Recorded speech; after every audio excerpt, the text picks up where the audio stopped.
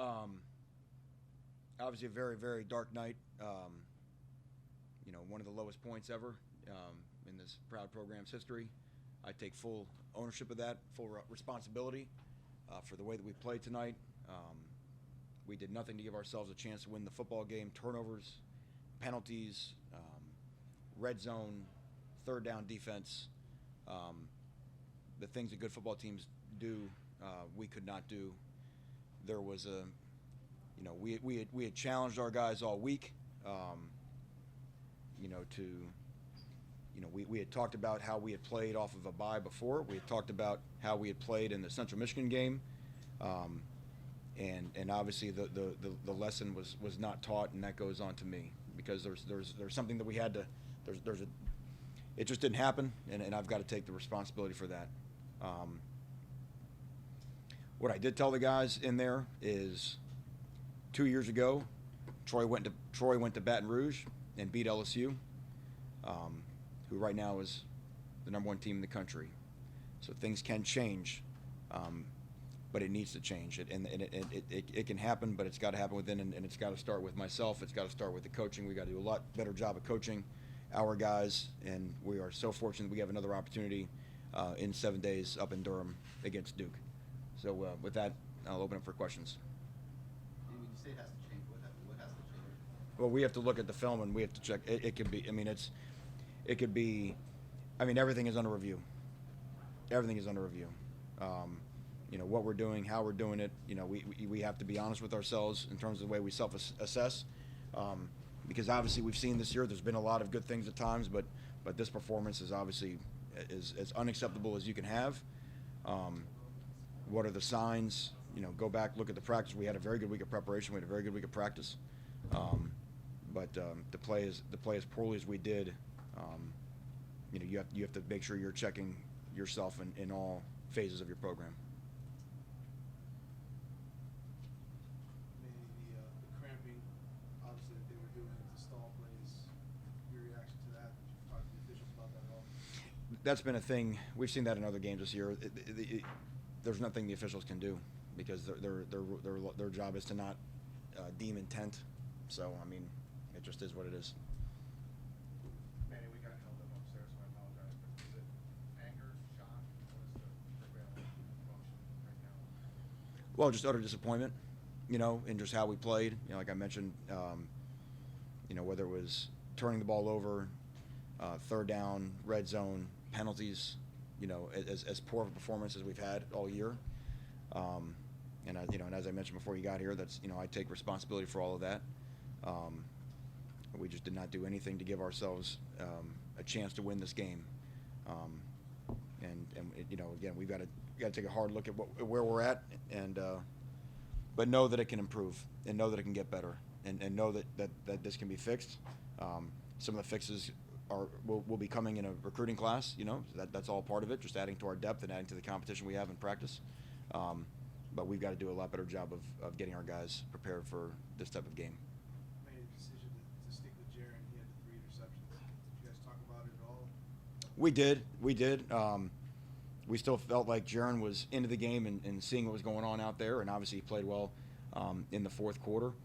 A couple of the interceptions were, 2 of them were in essence RPOs. One, the first one of the game, we're running a slant and our guy runs in.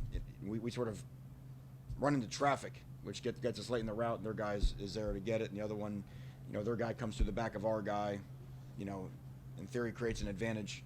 But the ball pops up in the air and they get it, and that explains 2 of them right there. But obviously, it wasn't just the manner of the interceptions; it was where they were on the field, which gave them short fields. We've talked about how we've prided ourselves on field position. Tonight, it was the exact opposite.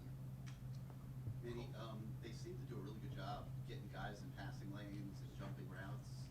You're a defensive coach, obviously. What happens when a guy at the level of Butch Davis, he's won Super Bowls as a defensive coordinator, has 2 weeks to prepare for an offense? Was that a factor in this game? They seem to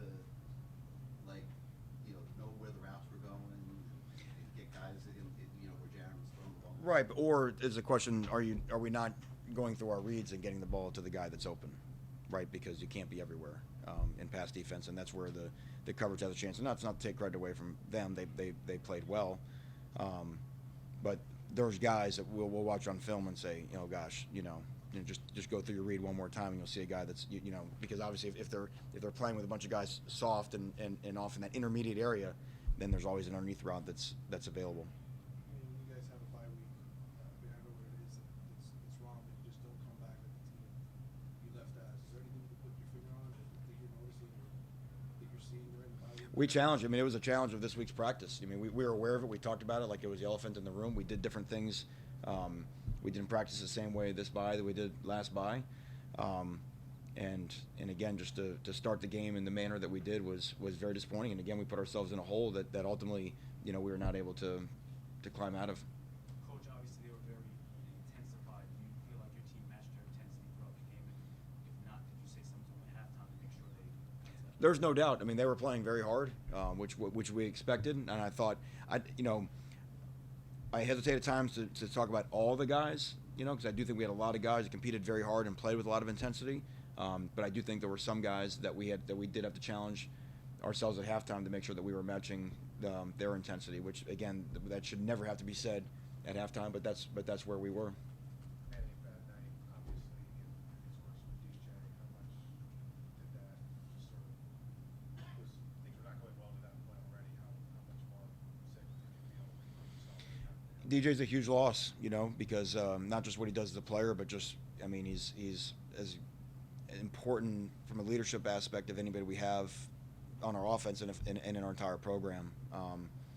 I thought Cam and Robert Burns did nice jobs, in terms of handling the run load, but there will be a leadership vacuum that other guys will have to fill in, and that's part of our thing on that side of the ball is that I think our maturity to handle the bye weeks and our maturity to handle these type games appears to be what's letting us down.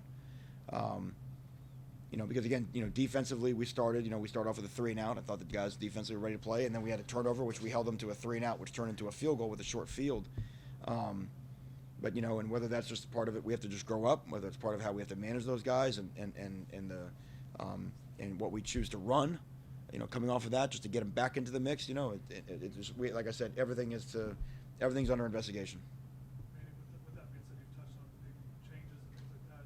Initial thoughts on what you can do to correct things or to get things moving in the right direction? Well, like I said, the first thing what you're going to do is you're going to get in the film room. You're going to watch the film. You're going to watch what's real, right? What's measurable. What are the things that got us today? What players play below their standard? What could we have done to help them? What could we have done differently? I think that's a point as a coach where you always feel like it's our responsibility to put those guys in the best position. So what was our plan going in? What things presented themselves that didn't allow it to work out the way that we wanted to have it work out? So, those hard truths come, the second you press play on the film. Let's do 2 more questions. As bad as things were going, I think it was 16-3. You guys ended up getting the double unsportsmanlike conduct penalty. And then what happened on the coverage in the end zone? It was completely left uncovered. Yeah, their 2 guys were close, and the DBs went in and out, and then they both just chose the same guy, which is obviously catastrophic. But I to your point, the 30 yards of penalties. I mean, these were things that we had just gotten away from. We had solidified ourselves as not a highly penalized team over the last 6 weeks of the season, and to have that type of stuff jump in today at critical situations and not fringe guys on our team, older guys, guys that we expected more. But again, that somehow somewhere. I've got to own that because that somehow speaks to our preparation. That you're in a, somehow there's a mental mindset that we challenged our guys that would be there, and the disconnect. I've got to own that.